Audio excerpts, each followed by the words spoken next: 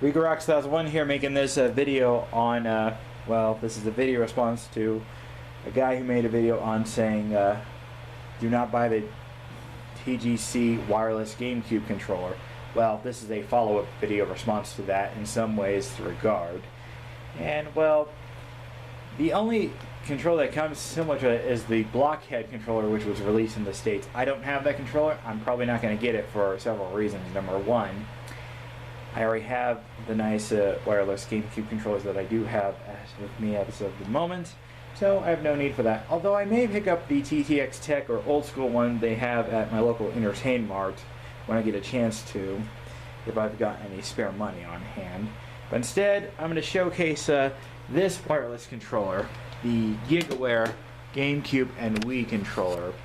For the record straight, I use this as a GameCube controller, not so much as a Wii Classic controller, mainly because I actually like the Classic controller and the Classic Controller Pro. It's not that I don't like this controller, although I need to mention that the receiver that came with mine, unfortunately, I messed up. The GameCube connector wouldn't work properly, so I tried resoldering the flow and I messed something up.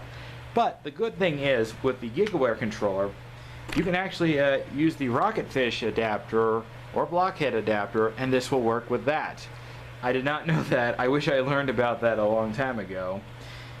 You just hit the connect button here, and then hit the connect button underneath where that hole is. Although I need to mention a few things. All three of these buttons in the center will be the start button.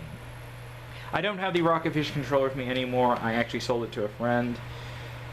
So if you want to see the Gigaware compared to a Wavebird, they're practically the same size, although the Gigaware one actually looks like an actual Nintendo wireless controller compared to the Wavebird, probably because it doesn't have this gaping hole, but the gaping hole is for the, well,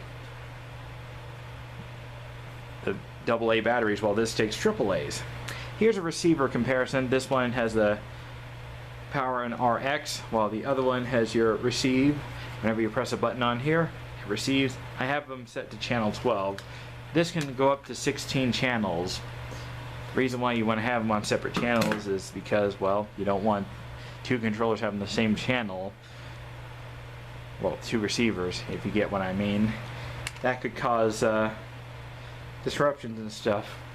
So, other than that, let me show you the where the batteries go. Obviously, on the official Wavebird, you know it takes two AA's. I'll show you the Gigaware. Just like the Rocketfish, they're hidden in the handles here. If you've never owned a Gigaware controller, they go in here. I've got some RayoWag AAA batteries, although I may take them out and put the Duracell longer lasting batteries in here if I ever feel like it. But as you can see, when you power it on, the LED's right here. On the Gigaware, oh no, this is the Gigaware. On the Rocketfish, excuse me, the LED would be where the power button is, because I've shown in a previous video the Rocketfish and Gigaware look alike. Even the iConcept Fury controller has a similar molding. As you can see right there, there's a spot for where the controller wire would come out, just as a fun fact. Other than that, well, let's go ahead and hook up to the Nintendo Wii. I will mention a few things. The analog sticks are nice. The only thing that's bad is the D-pad. The face buttons are decent. The select, start, and home buttons, if you're going to use the Wii portion, are nice. I like how there are two Z buttons. Then again, this is for ZL, ZR. And the analog triggers are very nice, just like the actual Nintendo branded Wavebird. So, let's go ahead and test it out with Smash Bros. Melee and a few other games that use analog precision. So, time for a jump cut. Okay, I got the Wii hooked up, I got the controller plugged in, both of them. The Gigaware will be player 1, the Wavebird will be player 2, and you know how it goes. So, let's go ahead and select the GameCube. The cursor would work with me.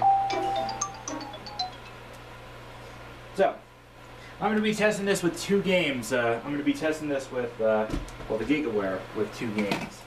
Smash Bros. Melee, obviously.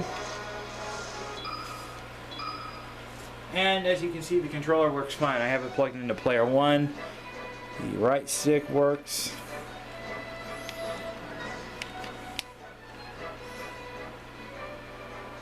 as you can see.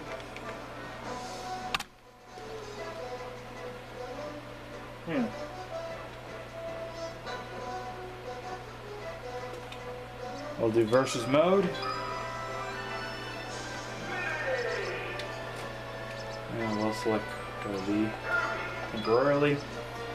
Switch to a stock match.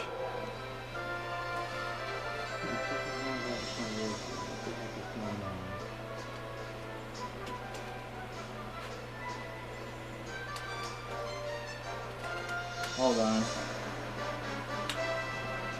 It is on the right channel. What the heck? Oh, there we go. Nothing like a little troubleshooting. We'll select, yeah, we'll do Fountain of Dreams. Let me show you the sensitivity with the R button. Watch. See, light shield, hard shield.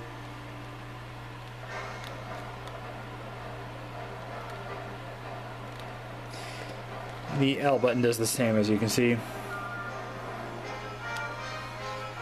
Now I'll demonstrate with the Gigaware. Not bad. Oops, I was trying to hold with my chin, sorry about that. See, the analog precisions actually work with this. And now I'll go ahead and switch to Super Mario Sunshine and show you the analog precision. So, time for another jump cut. And now we're going to test with Super Mario Sunshine. Probably the worst of the three. I think 64 and Galaxy are better than Sunshine, honestly. The only thing that Sunshine has that I like is actual voice cast, if anything. I wish Galaxy would have had that. Same with Odyssey. Anyway, I'll go ahead and select this file.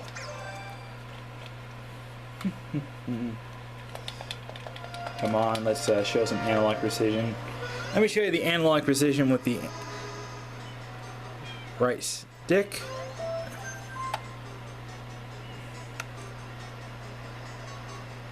Not bad.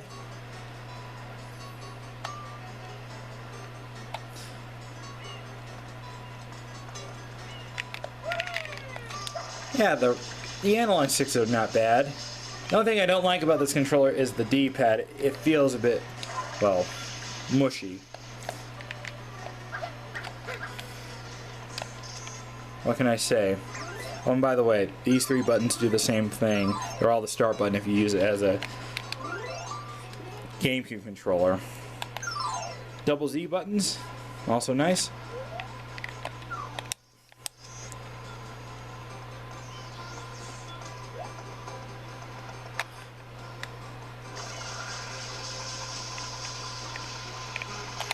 Yeah, not bad.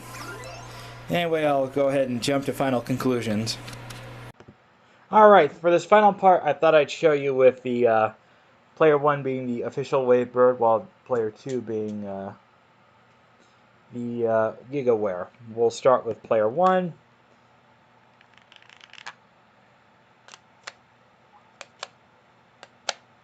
Yeah, this controller needs a bit of a cleaning, as you can tell.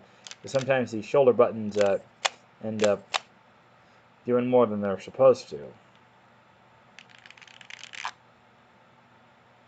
As you can see, I'm pushing lightly on the left stick and the right one. They don't go all the way, but they work very well.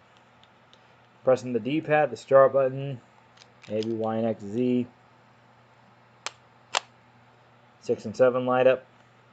Works perfect. And now I'll show you the Gigaware in motion. It's player 2.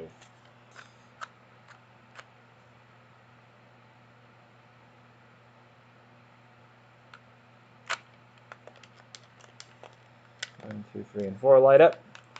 Both 5 buttons work.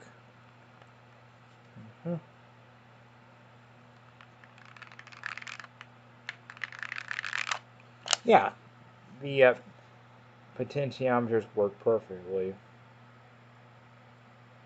What can I say? The Gigaware is a must-have Wii or GameCube controller. Even if you don't get the adapter that plugs into the Wii remote, you can still use it as a GameCube controller. It works very well. Thanks for watching. This is RicoRex2001 saying, have a good one.